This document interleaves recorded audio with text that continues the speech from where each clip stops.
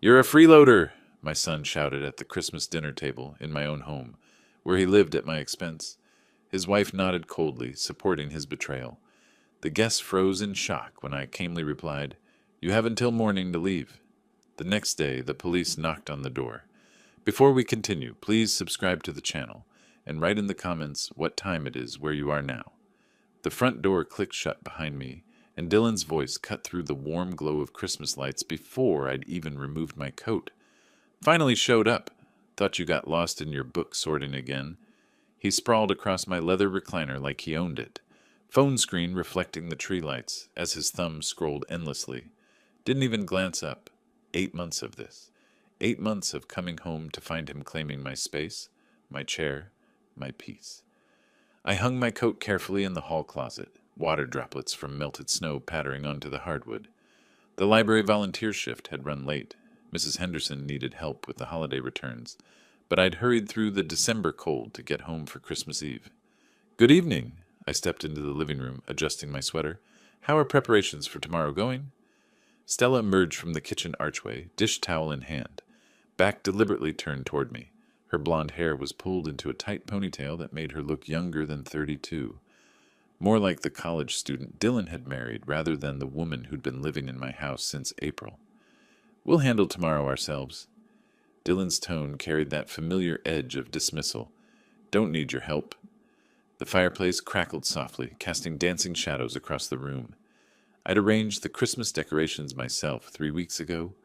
Garland along the mantel, the ceramic nativity my late wife Margaret had collected piece by piece, stockings hung with care, everything in its proper place, everything except the family beneath them.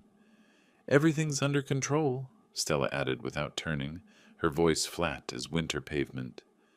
I moved toward the fireplace, straightening a slightly askew ornament on the tree. The silver bell chimed softly at my touch. Control? What an interesting word choice. I wondered whose control she meant. "The Smiths are excited about tomorrow," Dylan continued, finally looking up from his phone. "Mary's bringing her famous potato salad." The words hit like ice water. Smiths. Tomorrow. I wasn't aware we were having guests. Dylan's eyebrows lifted in mock surprise. "Oh, didn't we mention it?" "Yeah, John and Mary are coming. And Anne from next door. Tom from my old job, too." He waved his hand dismissively. "Just a few people." My fingers tightened around the ornament. Just a few people. In my house, at my table. Using my dishes, drinking my wine, eating food purchased with my pension money. When did this get decided? "Last week sometime." Dylan shrugged, already looking back at his phone. "Stella sent out the invites. You were probably at the library." Of course I was at the library. I volunteered there every Tuesday and Thursday. Had for 3 years since retirement. They knew my schedule. They'd planned around my absence. The Christmas tree lights blurred slightly as I stared at them. Red, green, gold. Colors that should have meant warmth and celebration. Instead, they felt like decorations in someone else's house. Someone else's life. How many people exactly? 6, maybe 7. Stella finally spoke, her back still turned. "Nothing fancy?" "Nothing fancy. Except the fancy groceries I'd noticed appearing in my refrigerator over the past week. The expensive wine bottles on the counter. The premium turkey that cost twice what I usually spent." Dylan stretched in my chair, his feet propped on the coffee table I'd refinished myself last spring. The same coffee table that now bore water, rings from glasses he never used coasters for. "Don't worry, old man. We've got it handled." Old man. The phrase settled in my chest like a cold stone. 65 wasn't old. Retired wasn't useless. This was still my house, my home, my life, wasn't it? I straightened another ornament, this one a small wooden angel Margaret had painted herself. The delicate brush strokes reminded me of her careful hands, her gentle way of making everything beautiful. She would have been gracious about unexpected guests. She would have smiled and welcomed them and somehow made magic happen. But Margaret wasn't here. Hadn't been here for 4 years. And I wasn't Margaret. "Well," I said quietly, "I suppose I should get out of your way then." "Good idea." Dylan's attention had already returned to his phone. "We've got last-minute stuff to finish." I stood there for another moment, watching my son scroll through whatever absorbed him more than basic courtesy. watching my daughter-in-law move efficiently through my kitchen like she was the homeowner, listening to the fire crackle in the fireplace where I'd spent countless quiet evenings, reading, thinking, remembering. The stairs creaked under my weight as I climbed them, each step taking me further from the life happening in my living room and closer to the refuge of my bedroom. Behind me, I heard Stella's voice, though not her words, something about tablecloths and seating arrangements. My hand found the banister Margaret had polished every Saturday for 23 years. The bedroom door closed with a soft click, muffling the voices downstairs. I stood there for a moment, hand still on the doorknob, listening to the muted sounds of preparation happening without me. Stella's footsteps crossed the kitchen. Dylan's voice rose briefly, then faded. I removed my shoes, placing them precisely beside the bed, and settled into the reading chair by the window. Snow continued falling outside, each flake caught momentarily in the glow of the streetlight before disappearing into darkness. The Johnsons' house across the street blazed with Christmas lights, multicolored strands outlining every window, every door frame, an inflatable Santa, waving mechanically from their front yard. My desk drawer slid open with the familiar scrape of wood against wood. Inside, beneath retirement papers and utility bills, lay the photo albums I rarely touched anymore. Margaret organizing them had been one of her quiet joys. Everything chronological, labeled, preserved. The first album fell open to our wedding day, Margaret in white lace, radiant despite the courthouse setting we'd chosen for budget reasons. My younger self stood beside her in a borrowed suit, both of us grinning like we'd won the lottery. In a way, we had. I turned the page. Dylan at 6 months, chubby cheeks and bright eyes, reaching for the camera with tiny fists. Margaret had captured every milestone, first steps, first words, first day of school. Dylan building blanket forts in this very room when he was 8. Dylan at graduation, cap slightly askew, diploma held high, pride beaming from every pore. The next photo stopped me cold. Dylan at 25, the year he'd gotten the assistant manager position at the furniture store. He'd called that night, voice electric with excitement. "Dad, I did it. I'm finally getting somewhere." Where had that young man gone? The one who'd worked double shifts, who'd saved for months to buy Stella's engagement ring, who'd spoken about building a life instead of borrowing one. 8 months ago, he'd shown up at my door with 2 suitcases and a sob story about temporary setbacks. "Just for a couple weeks, Dad, until we get back on our feet." The furniture store had laid him off in March. Budget cuts, they'd said. Stella's hours at the salon had been reduced to part-time. They'd maxed out their credit cards, keeping up appearances, that car payment on Dylan's truck, the apartment rent, dinners out 3 times a week because Stella claimed she was too tired to cook. I'd said yes, of course. They were family. You help family. But help was supposed to be a bridge, not a permanent residence. Downstairs, something heavy dropped. Stella's voice carried up, sharp with irritation. Dylan's response was muffled but dismissive. The same tone he'd used with me earlier, the same tone he'd been using for months. I reached for the small notebook I kept in the drawer. Margaret had teased me about my lists, my calculations, my need to track everything. "You engineer the grocery shopping, Jasper," she'd laughed, but the numbers didn't lie. Utility bills, up 37% since April. Grocery costs, doubled. Water usage, tripled. Thanks to Stella's hour-long showers and Dylan's insistence on running the dishwasher daily whether it was full or not. Last week, I'd seen the credit card bill Dylan left on the kitchen counter. $250 at the electronics store. $300 at the mall. While I clipped coupons and bought generic brands to make ends meet, he was purchasing wireless headphones and designer jeans. The notebook pages filled with calculations. 8 months of increased expenses. 8 months of watching my retirement savings dwindle while supporting 2 adults who seemed to have forgotten what responsibility meant. Margaret's photograph smiled at me from the album. She'd always seen the best in Dylan, defended his choices when I worried about his spending habits or his tendency to take shortcuts. "He's finding his way," she'd said. "Everyone finds their way differently." But this wasn't finding a way. This was taking the easy path, the one paved with someone else's sacrifices. A door slammed downstairs. Dylan's voice rose, not quite loud enough to make out words, but clear enough to convey frustration. Stella's response was sharper. I closed the photo album and returned it to the drawer. The notebook went back too, alongside the growing stack of evidence that my generosity had become an enablement, that my son had mistaken kindness for weakness. The bedroom felt smaller somehow, cramped by the weight of realization. My sanctuary had become a retreat, my own home, a place where I hid from people who should have been grateful for my help. Outside, the snow continued falling. The Johnsons' mechanical Santa waved cheerfully at no one in particular. Across the neighborhood, families were finishing their Christmas Eve preparations, gathering around trees, sharing anticipation for morning. I was spending mine calculating the cost of my own kindness. The house grew quieter as the evening wore on, but the quiet felt different now. Not peaceful, expectant, like the pause before a storm. I changed into pajamas, brushed my teeth, completed the small rituals that had anchored my days since Margaret's death. Routine had been my salvation then, the thin thread that held life together when grief threatened to unravel everything. Now routine felt like surrender, a quiet acceptance of being pushed to the margins of my own life. The bed welcomed me with familiar comfort, but sleep felt distant. Downstairs, footsteps crossed the floor. A cabinet door closed. The refrigerator hummed open and shut. Dylan and Stella were still awake, still planning their party.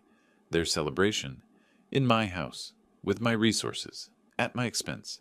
Tomorrow would bring guests I hadn't invited, conversations I hadn't chosen, a performance of family happiness while my actual family treated me like a landlord, and not even a respected one.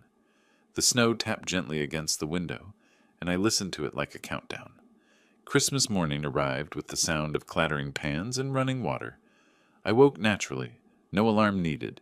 My internal clock had kept engineer's hours for 40 years. Through the bedroom window, snow covered the yard in pristine white, unmarked except for rabbit tracks near the fence. The hallway was warm as I descended the stairs, heated by kitchen activity below. Stella's voice drifted up, talking to someone on the phone about timing and side dishes. Her tone was animated, more energetic than I'd heard in months. Told them 7 o'clock sharp. Yes, Mary, I know your potato salad needs to chill. Just bring it whenever. I reached the kitchen doorway and stopped. The scene before me looked like preparation for a restaurant opening, not a casual Christmas dinner. Stella stood at the stove, phone pressed between her shoulder and ear, simultaneously basting what appeared to be a 20-pound turkey and stirring something in a large pot. The countertops groaned under an array of dishes I didn't recognize, crystal serving bowls, silver platters, cloth napkins still in their packaging. "Good morning," I said. She glanced over her shoulder, barely pausing in her orchestrated dance between oven and stovetop. "Morning, coffee's fresh." The dining room table, visible through the archway, had been transformed. My simple oak table now wore a cream tablecloth I'd never seen before. Place settings for 8 people gleamed under the chandelier, the good china I'd stored in the attic since Margaret's funeral, apparently retrieved and arranged without my knowledge. 8 people.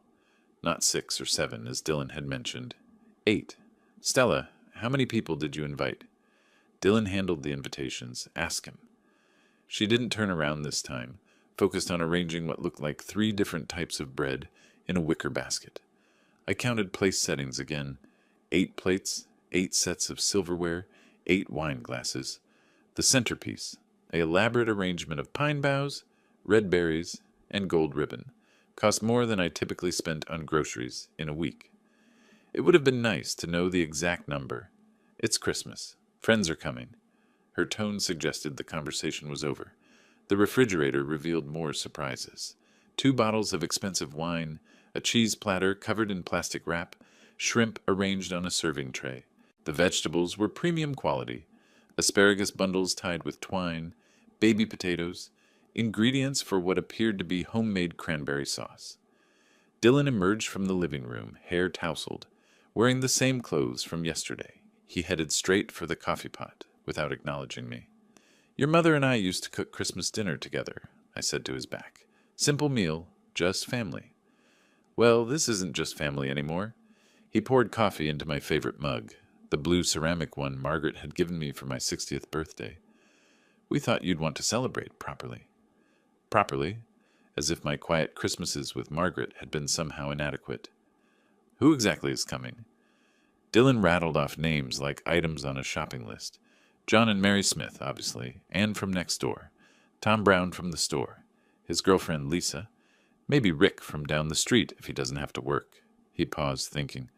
Oh, and Stella's sister might drive down from Cleveland. 8 potential guests had become 9. In my house, eating food purchased with my pension money. This seems like quite an undertaking for a casual Christmas dinner. Stella finally turned around, wooden spoon in hand, face flushed from kitchen heat. We wanted to do something special, show people how grateful we are for... She gestured vaguely around the kitchen. For everything. Grateful. The word felt hollow, coming from someone who'd been treating my home like her personal domain for 8 months. The turkey alone must have cost $60.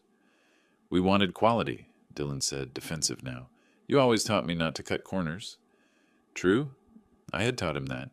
In the context of work, of building things to last, of taking pride in craftsmanship, not in the context of spending someone else's money on impressive displays. The kitchen timer chimed. Stella spun back to the oven, pulling out a tray of what appeared to be homemade rolls. The smell was admittedly magnificent, yeast and butter and warmth that belonged in a family magazine photo. What time are people arriving? Around 2, Dylan answered. Gives us time to finish prep and get cleaned up. 5 hours. 5 hours until my quiet home would fill with virtual strangers, until my living room became a stage for Dylan and Stella's performance of successful hosting. I refilled my coffee mug, a different one since Dylan had claimed mine, and retreated to the living room. The Christmas tree looked smaller somehow, dwarfed by folding chairs that had been retrieved from the basement and arranged in a semicircle. My reading chair had been pushed against the wall to make room for the expanded seating arrangement. Through the kitchen doorway, I watched Stella move with purposeful efficiency, Dylan occasionally stirring something or opening wine to let it breathe. They worked together like a team, comfortable in their shared project. When had they planned this? How many conversations had happened around my absence? How many decisions made without consulting the person who would pay for them? The house phone rang. Dylan answered with exaggerated cheer. Merry Christmas. Yes, everything's on schedule. Can't wait to see you. I sat in my displaced chair, surrounded by evidence of a celebration I hadn't chosen, drinking coffee from a mug that wasn't my favorite, watching my son and daughter-in-law transform my home into their vision of holiday entertainment. The day stretched ahead of me like a performance I'd never auditioned for but was somehow expected to star in. Smile, be gracious, play the role of generous patriarch, while my savings account funded their social ambitions. Outside, the snow continued falling, blanketing the world in silence. The afternoon had felt endless. I'd retreated to my study after the kitchen discovery, trying to read, trying to focus on anything other than the elaborate performance being orchestrated in my own home. But the sounds of preparation filtered through every wall, running water, clattering dishes, Stella's voice directing some invisible production. The doorbell rang at exactly 6 o'clock. I rose from my chair, straightening my sweater, and walked to the front door. Through the frosted glass, I could see 2 figures bundled in winter coats. My hand hesitated on the doorknob for just a moment before turning it. Jasper! Mary Smith beamed at me, her arms laden with a covered dish and a bottle of wine wrapped in festive paper. Behind her, John stamped snow from his boots on the porch mat. What a wonderful home! Thank you for inviting us. The words hit like a physical blow. Thank you for inviting us. To my own house. This is, of course, please come in. I stepped aside, forcing my face into what I hoped resembled warmth. Mary bustled past me into the foyer, John following with the quiet, Evening, Jasper. They began removing their coats, and I took them automatically, hanging them in the hall closet I'd organized 30 years ago.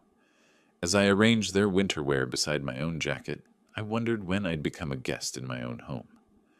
Oh, it smells absolutely divine, Mary's voice carried from the living room. Stella must be an amazing cook. I followed them in, watching Mary's eyes take in the Christmas decorations, the family photos on the mantel, the carefully arranged furniture. Everything bore the marks of long habitation. My books on the shelves, my reading glasses on the side table, the throw pillows Margaret had embroidered positioned exactly where I'd left them. Actually, Stella does the cooking, I said carefully. The doorbell chimed again. Ann Wilson stood on the porch, a plate of homemade cookies balanced in her hands, her face bright with seasonal cheer. "Merry Christmas, dear!" She stepped inside without waiting for invitation, the familiarity of a longtime neighbor. "I brought my sugar cookies. Dylan said they were your favorites." Dylan said, when had my preferences been discussed with neighbors in conversations I wasn't part of? "That's very thoughtful," I managed, taking the cookies and leading her to the living room. The space filled quickly with winter coats and cheerful voices. Tom Brown arrived last, carrying a case of beer and looking around appreciatively. "Dylan, you've got a beautiful place here," he called toward the kitchen, though Dylan was nowhere to be seen. "Thanks for having me." I moved through the room, offering drinks from my own bar cart, knowing instinctively where glasses were kept, which bottle of wine to uncork. Each action marked me as the home's owner, yet the guests' comments painted Dylan as host.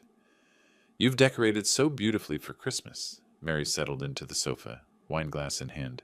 "These ornaments look like family heirlooms." "I've always loved the holidays in this house," I replied, the truth slipping out before I could stop it. John looked up from examining the family photos on the mantel. "How long have you and Dylan lived here together?" The question hung in the air like smoke. I felt every eye in the room turn toward me, waiting for an answer that would either maintain Dylan's fiction or expose it. "Well, it's complicated," I said finally. Before anyone could ask for clarification, footsteps thundered down the stairs. Dylan appeared in the living room doorway, freshly showered and dressed in the expensive shirt I'd watched him buy last month, with money he didn't have. "Sorry I'm late getting down here." His voice boomed with artificial cheer. "Hope Dad's been taking good care of you." Dad, not Jasper. Dad, positioning me as the subordinate, the helper, the secondary figure in this gathering. "Jasper's been wonderful," Anne said warmly. "Such a gracious host." Dylan's smile didn't waver, but something flickered behind his eyes. "Well, he certainly knows his way around the house." The comment drew chuckles from guests who didn't understand its barb. Of course I knew my way around the house. It was my house. Tom raised his beer in Dylan's direction. "Great place you've got here, man. Must be nice having so much space." "It has its advantages," Dylan replied, moving to claim the center of the room. "Though it gets expensive, maintaining a place like this." "Expensive? Maintained with whose money, exactly?" Mary noticed my silence. "Jasper, you're awfully quiet. Are you feeling all right?" Before I could answer, Stella's voice cut through the conversation from the kitchen doorway. "Dinner's ready. Everyone come to the table." The announcement created a natural surge of movement. Guests rose, gathering their wine glasses, following Stella's gestures toward the dining room. I remained seated for a moment, watching Dylan shepherd people toward the elaborately set table, playing host in my home with my dishes. The dining room buzzed with appreciative comments about the formal setting, the centerpiece, the careful arrangement of 8 place settings around my oak table. I followed slowly, last in the procession, feeling like a stranger arriving at someone else's party. The dining room glowed with candlelight and Christmas warmth. My oak table, which had hosted countless family meals over 23 years with Margaret, wore an elaborate cream tablecloth I'd never seen before. The good china, stored in the attic since Margaret's funeral, gleamed under the chandeliers she'd picked out when we'd first bought the house. Guests gathered around the table, wine glasses in hand, voices bright with holiday cheer. Mary admired the centerpiece, while Tom complimented the formal setting. Everyone moved with that pleasant anticipation of a special meal, completely unaware they were witnessing the systematic erasure of my authority in my own home. I approached my usual chair at the head of the table, the seat I'd occupied for nearly 3 decades, where I'd carved Christmas turkeys and birthday cakes, where I'd helped Dylan with homework and discussed my day with Margaret. My hand reached automatically for the familiar position. Dylan stepped directly into my path. "Stop!" The single word cut through the dinner party chatter like ice water. Conversations halted mid-sentence. Forks paused halfway to mouths. Every head turned toward us. "You're not invited to this dinner table, freeloader." The silence that followed was so complete I could hear snow tapping against the windows. Tom's beer bottle stopped halfway to his lips. Mary's hand froze on her wineglass. Anne's mouth opened in a small, shocked circle. "What did you just say?" My voice came out quieter than I had intended, barely above a whisper. "You heard me." Dylan's posture radiated confidence, feeding off the audience of shocked faces. "We invited real guests tonight." "Oh my." Mary's whispered words barely broke the silence. I stood frozen, hands still extended toward my chair, while my 35-year-old son blocked my path like a bouncer at an exclusive club. The room felt smaller suddenly, the walls pressing closer as every eye focused on this moment of public humiliation. "Maybe we should—" Anne started, her voice trailing off uncertainly. "No, stay." Dylan's interruption was sharp, commanding. He needed to hear this. Stella appeared in the kitchen doorway, dish towel in her hands, watching the scene unfold. When our eyes met, she gave an almost imperceptible nod, silent support for her husband's public degradation of his father. The Christmas tree lights from the living room cast colored shadows through the archway, red and green and gold dancing across faces frozen in disbelief. The formal table setting, my china, my silverware, my dining room, had become a stage for family warfare. John cleared his throat uncomfortably. "Son, he's your father. A father who doesn't deserve respect." Dylan's voice rose, gaining strength from the shocked attention. "All day long he sits around, does nothing, acts like he owns the place." "Acts like I own the place. Because I do own the place." Tom shifted in his chair, looking toward the front door like he was calculating escape routes. "Maybe we should leave." "Don't leave because of him." Dylan waved dismissively in my direction, treating me like an unwelcome intruder who'd crashed his party. "This is our dinner party." "Our dinner party? In my house, with my dishes, purchased with my pension money." Mary reached toward Dylan's arm, her maternal instincts kicking in. "Dylan, please, maybe we shouldn't. It's Christmas." "No." His response was sharp enough to make her flinch. "He needs to know his place. All day long he sits around, does nothing." Does nothing. While I volunteer at the library, maintain the house, pay the bills, and subsidize their lifestyle with my retirement savings. The candles flickered in their crystal holders. Margaret's candles from Margaret's holders on Margaret's table. She would have been horrified by this public spectacle, this violation of everything she'd taught Dylan about respect and family. "Dylan!" Anne's voice carried the weight of motherly disappointment. "This is making everyone uncomfortable." "He's made me uncomfortable for months." Dylan's gestures became more animated, feeding off the tension in the room. "Living here like he owns the place." "Living here like I own the place." The irony was so complete it almost made me laugh. Almost. The silence stretched between us, thick with shock and embarrassment. Around the table, my guests, no, Dylan's guests, sat frozen, trapped witnesses to a family meltdown they'd never expected when they'd accepted invitations to Christmas dinner. Stella moved slightly in the doorway, still watching, still silent, still supporting her husband's performance through passive presence. I remained standing beside my displaced chair, every eye in the room focused on me, waiting for my response. The moment hung in the air like suspended breath, pregnant with possibility. The only sound was snow continuing to tap against windows, and the soft hiss of candles burning down.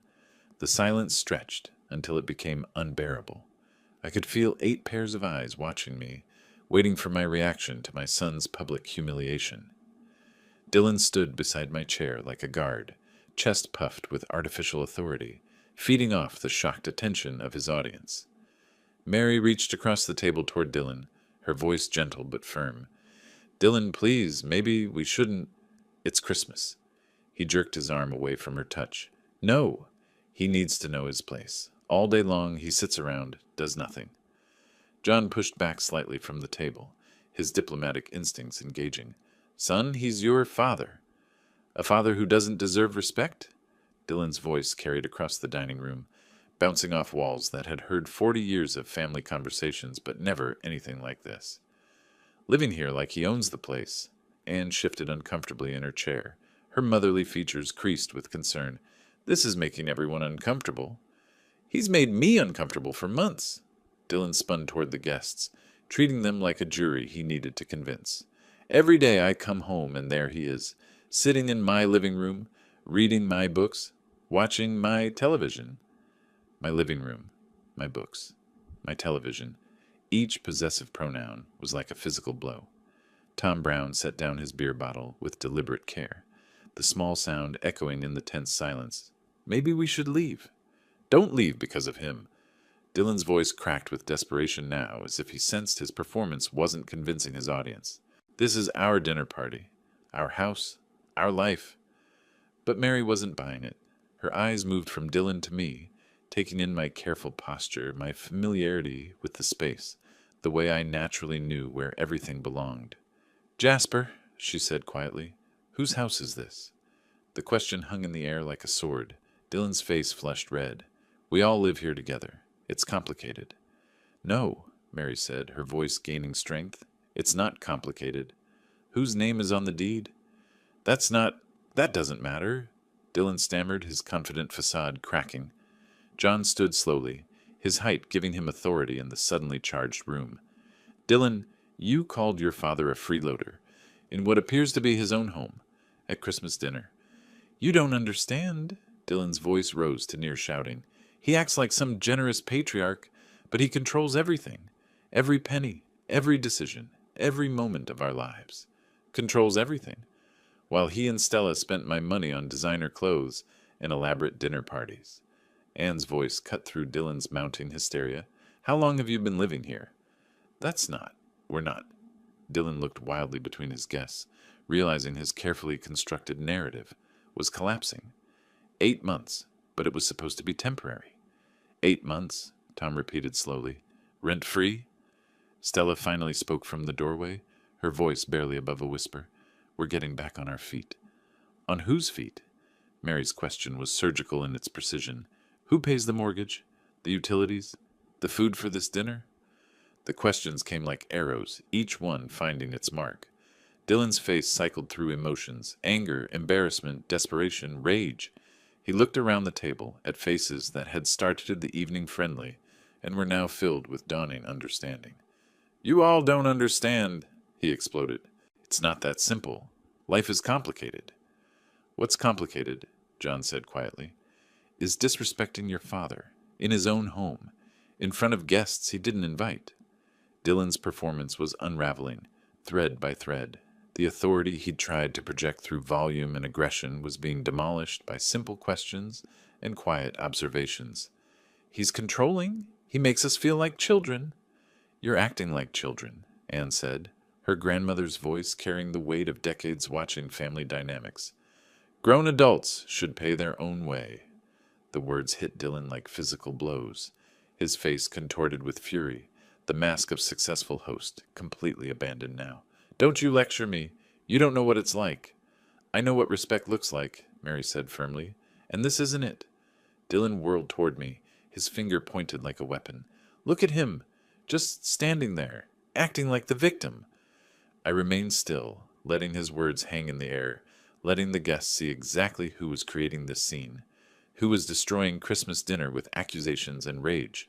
The contrast was stark, Dylan's mounting hysteria against my controlled silence, his desperate justifications against my dignified stillness. The dining room had become a courtroom, and the jury was reaching its verdict. The dining room held its breath.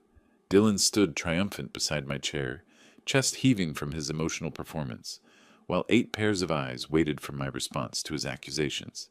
He'd painted me as the villain, the controlling patriarch, the burden in his narrative. I turned away from him completely. Freeloader, I spoke directly to the guests, my voice carrying the measured precision of 4 decades in engineering. Dylan, remind our guests who pays for this house. That's not important. His voice cracked slightly, the first hint that his confidence was manufactured. Who bought the food for tonight's dinner? I continued, still addressing Mary, John, Anne, and Tom as if Dylan weren't worth acknowledging. Who pays the electricity keeping these lights on? The gas heating this room? The water in those wine glasses? John shifted uncomfortably in his seat. Mary's eyes moved from Dylan to me, pieces of a puzzle beginning to align. You're embarrassing yourself. Dylan's interruption sounded desperate now, less commanding. I gestured toward his feet. Those $300 sneakers you're wearing, are those my fault too? Dylan's face flushed red. Stop it. The designer jeans, the expensive watch. My voice remained level, factual. 8 months of groceries, utilities, insurance premiums. Should I get the receipts? You don't understand. Dylan spun toward the guests, seeking allies who were no longer listening to him. He controls everything. Mary set down her wineglass with deliberate care. Dylan, whose name is on the deed to this house? The question landed like a physical blow. Dylan's mouth opened, closed, opened again. This is his house, Anne said quietly, the realization dawning in her voice. Isn't it? Tom looked around the dining room with new understanding. The family photos on the walls, all showing Jasper and Margaret through decades of marriage. The careful organization, the settled comfort of long habitation. Everything pointed to one truth. How long have you been living here? John's question was surgical in its simplicity. 8 months, I answered when Dylan remained silent. Rent-free. They were supposed to stay a couple weeks until they got back on their feet. Stella made a small sound from the kitchen doorway, somewhere between a gasp and a groan. A couple weeks, Mary repeated slowly. 8 months ago. The math was simple enough. The guests exchanged glances, silent communications between married couples who'd spent decades reading each other's expressions. Dylan! Anne's voice carried the weight of maternal disappointment. You called your father a freeloader, in his own home. You don't understand the situation. Dylan's voice rose again, but it sounded hollow now, echoing in a room that had turned against him. I understand perfectly, Tom said quietly. He looked at me with something approaching awe. You've been supporting them. For 8 months. The silence that followed was different from before. Not shocked confusion, but dawning comprehension. The guests saw Dylan's expensive clothes with new eyes, understood the elaborate dinner preparations in a new context, recognized the careful way I moved through my own space. Those credit card bills you left on the kitchen counter, I continued, still speaking to the guests rather than to my son. 12,000 in debt, while living in my house, eating my food, using my utilities. Dylan's face had gone pale now, the color draining as his carefully constructed narrative collapsed sentence by sentence. He makes us feel like children, Dylan tried one last, desperate justification. You're acting like children, Mary said firmly. Grown adults should pay their own way. The words hit Dylan like a physical blow. He staggered slightly, looking around the table at faces that had started the evening friendly and were now filled with disgust. John stood slowly, his height giving him authority in the suddenly changed room. I think we've heard enough. The dining room that had begun the evening as a stage for Dylan's performance of successful hosting had become a courtroom, and the jury had reached its verdict. Dylan looked wildly between his guests, seeking support that was no longer there, understanding that his humiliation was now complete and public. This isn't over, he whispered, but the words carried no weight in a room that had already dismissed him. Dylan's whispered threat hung in the air for exactly 3 heartbeats before he exploded. His chair scraped violently against the hardwood as he shot to his feet, the sound like fingernails on a chalkboard. His fists slammed into the oak table, making dishes jump and wine glasses tremble. Enough! The word erupted from him with such force that Anne flinched backward. Mary's hand flew to her chest. Tom half rose from his seat, protective instincts engaging. Go to your room, right now. The command was meant to humiliate me in front of the guests, to reassert dominance through volume and aggression. Dylan pointed toward the staircase like a parent disciplining a disobedient child. I remained perfectly still. The contrast was stark in the candlelit dining room, Dylan's face red with rage, gesturing wildly while I stood calm and unmoved beside the chair he'd blocked me from. The guests sat frozen, witnessing something that went beyond family disagreement, into the realm of public breakdown. John cleared his throat. Dylan, maybe you should... No! Dylan whirled toward him, eyes wild. You don't understand. I'm the one in charge here. This is my house. But the words sounded hollow now, desperate. Everyone in the room knew the truth. Dylan! Mary's voice was soft, concerned. Please sit down. I won't sit down in my own dining room. He began pacing behind the chairs like a caged animal, hands clenched into fists. He sits there acting innocent, but he controls every penny, every decision, every moment of our lives. Stella moved slightly in the kitchen doorway, torn between loyalty and horror at her husband's public meltdown. He needs to learn respect, Dylan's voice cracked on the last word. Go upstairs. Now. The silence that followed was profound. 8 people holding their breath, waiting to see how this moment would resolve. I waited until the echo of his shouting faded completely before I spoke. You have until morning to move out. My voice was quiet, measured, final. No anger, no emotion, just simple statement of fact. The words hit Dylan like a physical blow. His mouth fell open. The pacing stopped. What? The question came out strangled. We're not going anywhere. You have until morning. You can't make us leave. I turned to face him directly for the first time since his outburst began. This is my house. The simplicity of the statement was devastating. No arguments, no justifications, no negotiations, just truth. Dylan's face cycled through emotions: shock, rage, disbelief, panic. You can't. We don't have anywhere. It's Christmas. You should have thought of that before you called me a freeloader at my own dinner table. The guests sat transfixed, watching the complete destruction of Dylan's world in real time. Tom reached for his wife's hand under the table. Mary covered her mouth with her fingers. Anne looked like she might cry. Please! Dylan's voice broke completely. Dad, please, we can talk about this. But I was already moving toward the staircase, my decision made and communicated. The dining room that had been a battlefield minutes earlier now felt like a courtroom after sentencing. Until morning, I repeated without looking back. Behind me, the silence stretched like a held breath, broken only by the soft sound of my footsteps on the stairs, and someone, maybe Stella, beginning to cry. The Christmas dinner that Dylan had orchestrated to prove his authority had become his complete undoing, and it wasn't even 8 o'clock yet. The staircase creaked under my weight as I climbed away from the wreckage of Christmas dinner. Each step took me further from Dylan's breakdown and closer to the sanctuary of my bedroom. Behind me, the dining room had erupted into hushed, frantic conversation, voices overlapping as guests tried to process what they'd witnessed. My bedroom door closed with a soft click, sealing me away from the chaos below. I stood for a moment with my back against the door, listening to the muffled sounds filtering up through the floor.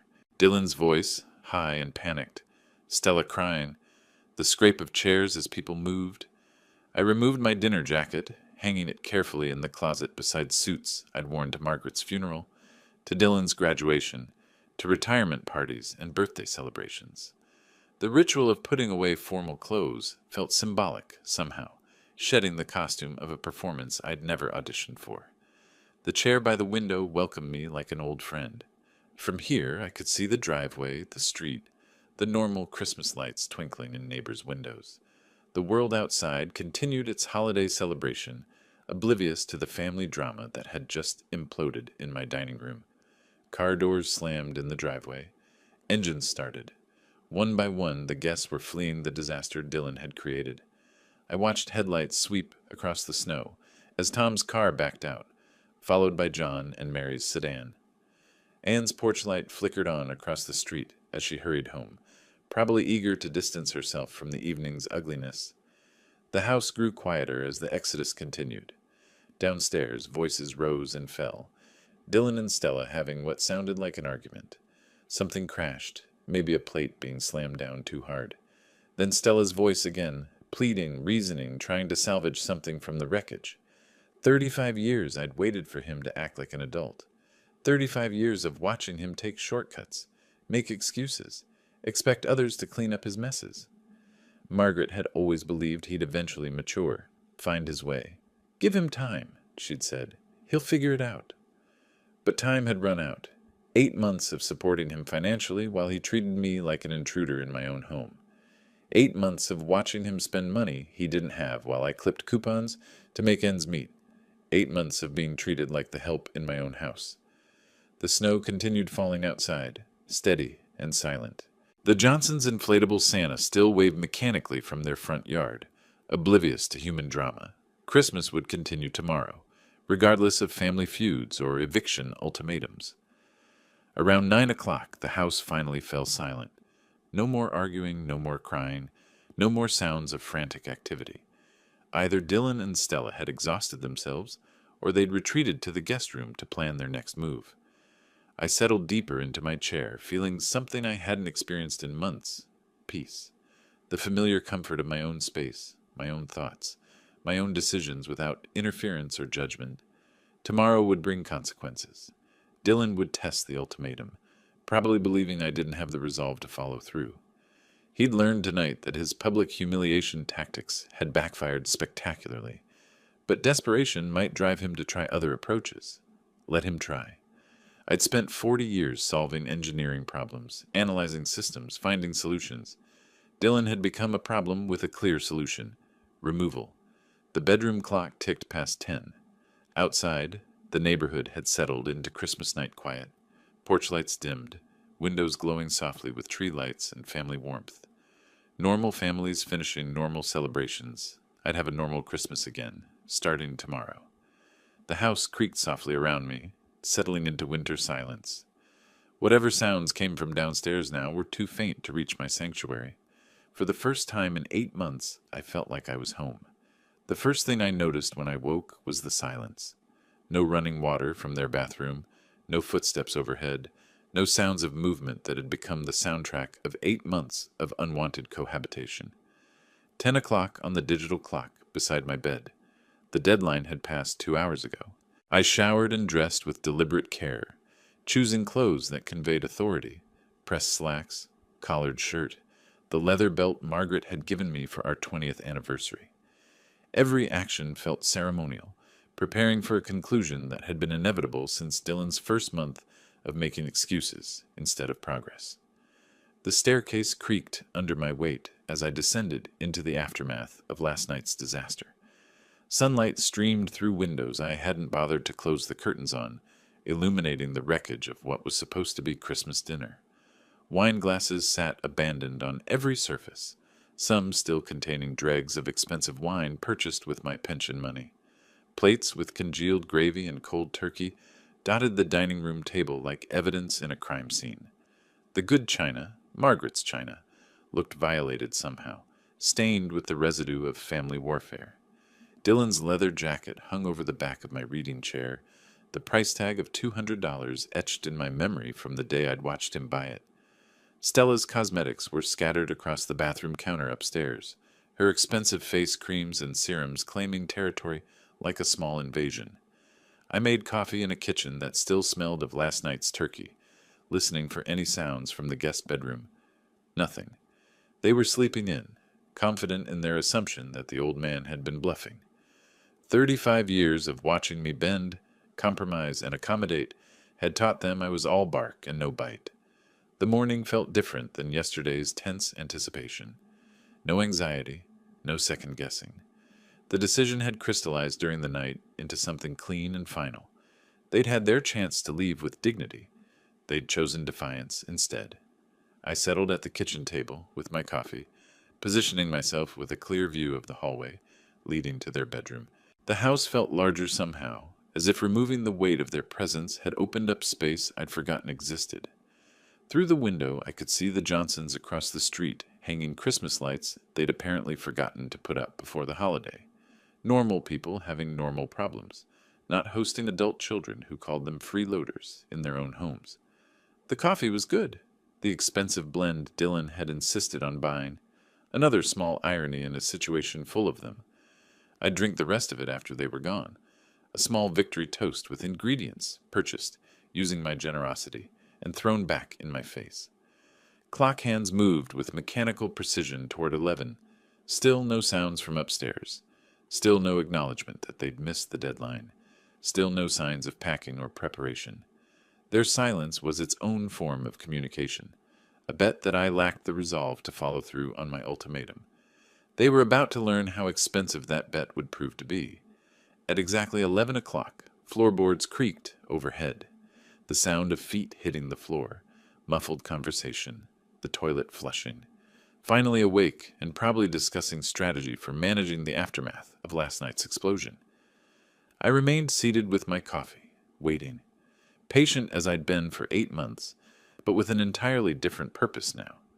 Dylan appeared at the bottom of the stairs, wearing the silk pajamas Stella had given him for his birthday. $70 pajamas. I remembered the receipt. His hair was disheveled, but his posture carried the casual confidence of someone who believed the storm had passed. "Morning, Dad." He padded into the kitchen, bare feet slapping against tiles I'd installed myself 15 years ago. "Coffee smells good."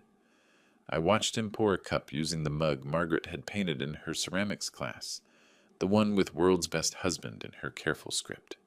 Another small violation in a series of violations. "Sleep well?" I asked. "Eventually?" He leaned against the counter, affecting the pose of someone who belonged there. "Last night got pretty heated. You know how holidays can be. Everyone's stressed, emotions running high." The dismissal was practiced, polished, reduced the previous evening's public humiliation to holiday stress, family tensions, nothing more serious than a disagreement over football teams or dinner timing. "Pretty heated," I repeated. "Exactly. But it's Christmas morning. Well, the day after Christmas." He gestured with his mug toward the living room, where wrapping paper from gifts they'd bought with my money still littered the floor. "Time to move past it, you know? Family's family. Family's family." The phrase that had covered 8 months of financial exploitation and emotional manipulation. "So everything's fine now?" I asked. "Of course it's fine." Dylan settled into the chair across from me, comfortable in his assumption that yesterday's consequences had evaporated with dawn's light. "We had a fight. Happens to everyone. Everything's fine now." I took a sip of coffee, studying his face over the rim. Confident, relaxed, already planning how to smooth over the damage with his friends who'd witnessed his meltdown. The art of making problems disappear through charm and selective memory. "Fine will be when you've moved out." The words dropped into the kitchen like stones into still water. Dylan's confident expression flickered, just for a moment, before reassembling itself. "Dad, come on. You can't be serious about that deadline nonsense." "I'm completely serious." He laughed, the sound forced and hollow. "It's been what, 14 hours? You expect us to pack up our entire lives and find a new place overnight?" "I expected you to start packing last night." "Where exactly are we supposed to go? It's the day after Christmas. Nothing's open, nowhere to look for apartments." His tone shifted toward the reasonable, the practical. "Be realistic here." I stood carrying my empty mug to the sink and turned to face him. "You had 8 months to make other arrangements." "We've been trying. You know we've been looking." The lie came smoothly, practiced. "The job market is tight. Rental prices are insane. We need more time." "You've had time." Dylan's facade began to crack around the edges. "So what are you going to do if we don't leave? What's your big plan?" I reached for the phone hanging on the kitchen wall, the same spot where it had hung for 20 years. Dylan's eyes followed the movement, his confident posture shifting slightly. "You'll see." "Dad, this is ridiculous. You can't make us leave." His voice rose, the reasonable mask slipping to reveal the panic underneath. "We're family." My hand closed around the phone receiver. Dylan stared at me, finally beginning to understand that his practiced manipulations weren't working, that the old patterns of guilt and obligation had been permanently broken. "Stop," he said quietly. "Just stop and think about this." But I'd been thinking about it for 8 months. I'd been thinking about it all night. The time for thinking was over. The police arrived in exactly 23 minutes, faster response time than I'd expected for a civil matter. 2 officers, one younger with close-cropped hair, one older with the patient demeanor of someone who'd handled domestic disputes for decades. "Sir, we received a call about a property dispute." The older officer stood on my front porch, notepad ready, professional but not unfriendly. "Yes, officer. I need assistance removing unauthorized occupants from my home." I held out the folder I'd prepared. Deed, mortgage statements, utility bills, all in my name. "These individuals have been living here without lease or rental agreement and have refused to leave when asked." Dylan appeared behind me in the hallway, still in those expensive pajamas, his face pale with disbelief. "Officer, this is crazy. This is my father. We had a family argument." The younger officer examined my documentation while his partner listened to Dylan's protests. "Property ownership wasn't complicated. Either your name was on the papers or it wasn't." "Sir, are you the sole owner of this property?" the older officer asked me. Yes, my late wife and I purchased it in 1987. It's been fully paid off for 12 years. And these individuals have been residing here without your permission? Initially with permission as temporary guests. That arrangement ended last night. I asked them to leave by this morning. They refused. The officers exchanged glances, the kind of professional communication that comes from years of dealing with family drama that crosses legal lines. Sir, the older officer addressed Dylan, you need to gather your belongings and leave the premises. This is insane. He can't just kick us out. We've been living here for 8 months. The property owner has the right to remove unauthorized occupants. You have no lease agreement or rental contract establishing tenancy rights. Stella appeared at the top of the stairs, wrapped in a bathrobe that cost more than my monthly electric bill. Her face was swollen from crying, makeup smeared from last night's disaster. How long do we have? She asked quietly. I'd recommend gathering essential items now, the older officer replied. You can arrange for remaining belongings later if necessary. The next hour played out with mechanical efficiency. Dylan alternated between furious protests and desperate bargaining, but legal authority wasn't something he could charm or manipulate. The officers supervised as boxes and suitcases emerged from the guest bedroom, as Stella gathered cosmetics from the bathroom, as 8 months of gradual invasion was reversed in 60 minutes. Neighbors emerged onto porches and peered through windows, suburban curiosity drawn by official vehicles and public drama. Mrs. Henderson from 3 houses down walked her dog past my driveway twice, clearly gathering intelligence for the neighborhood network. This isn't over, Dylan hissed as he loaded the last box into their car. You think you've won something here, but this isn't over. The threat hung in the winter air like visible breath, but it carried no weight behind police presence and legal documentation. Have a safe trip, son. Their car backed out of my driveway for the last time, Dylan gunning the engine in a final gesture of impotent rage. The officers completed their paperwork, advised me about restraining orders if harassment continued, and departed with professional courtesy that treated me as what I was, a property owner exercising legitimate rights. The house settled into silence as their car disappeared around the corner. I stood in my living room, surrounded by the debris of Christmas dinner, but free of the weight that had pressed down on my life for 8 months. On the coffee table, Dylan's expensive watch sat forgotten, probably worth more than most people's weekly salary. I picked it up, feeling its weight, then walked to the front door and set it on the porch. Let him come back for it if he wanted it badly enough. The afternoon sun streamed through windows that were mine again, into rooms that belonged to me again, across floors where I could walk without justifying my presence. The silence wasn't empty. It was full of possibility. Tomorrow I'd start cleaning up the damage. Tonight, I'd simply enjoy being home. If you liked this story, please like this video, subscribe to the channel, and share your impressions of this story in the comments.